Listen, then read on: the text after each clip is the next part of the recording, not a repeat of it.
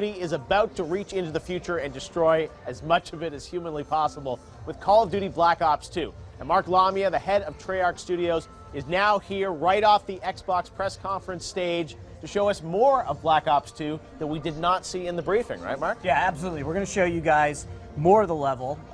You know, it was amazing to be out there on the stage with Xbox, but for you guys, we're going to give you some more.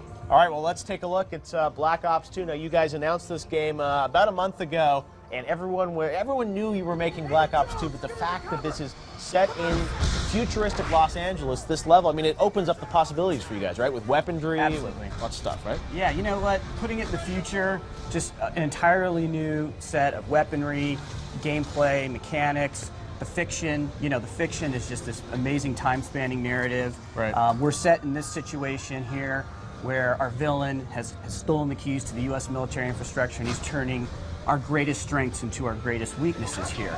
Right, and you're playing here, this is something interesting, you're playing the son of Alex Mason, right? David Mason? Yeah, you're playing as David Mason. So if you remember from Black Ops, you're playing as Alex Mason.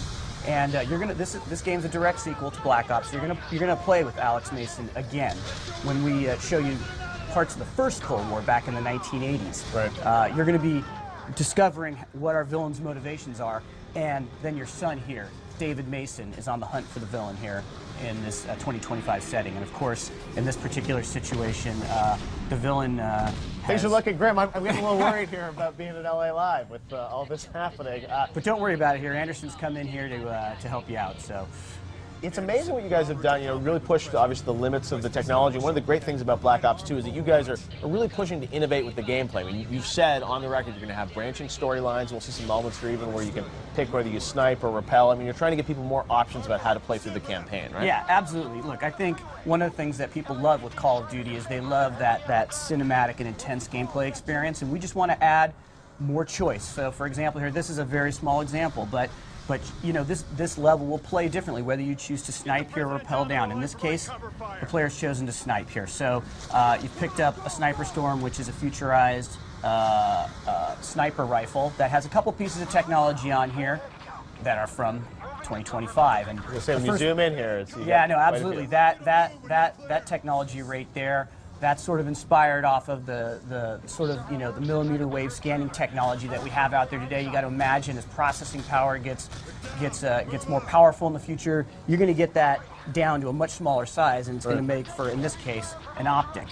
You know, there's a charge shot mechanic here, which is an entirely new mechanic for sniper rifles here in Call of Duty.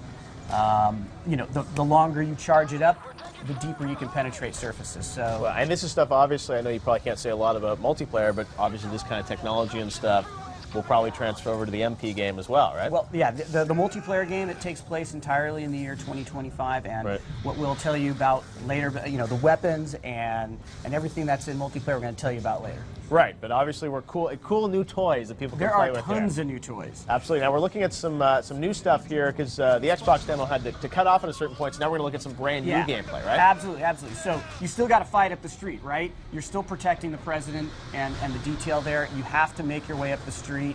I think one of the things about this whole scene is, you know, we've totally, you know, overhauled our entire render. The amount of, and the level of detail, the amount of detail, the lighting, the effects, just everything is on a completely epic scale for this game. Something, so right there, what he's doing there is that's a grenade. You know what? In the future, are you going to have to rely on human strength? Or are you going to be able to have something where you'll be able to target and be able to you know, my favorite thing is that you've got the robo-dogs, right? The drones. We do have drones, and let me tell you, we'll get to that point a little bit later in the demo. We won't spoil it. All right. Yeah, yeah. So the drones, we saw them in the trailer. People are excited. Right. So here we are. We're inside the car. You're driving. So you're really driving this because people are always wondering, you know, how much vehicles in there. So you don't. I mean, you're driving. Sort of on rails, but you get to go left and right a little bit, right? Yeah. No. Absolutely. Well, you're constrained by the road, the freeway here by the road.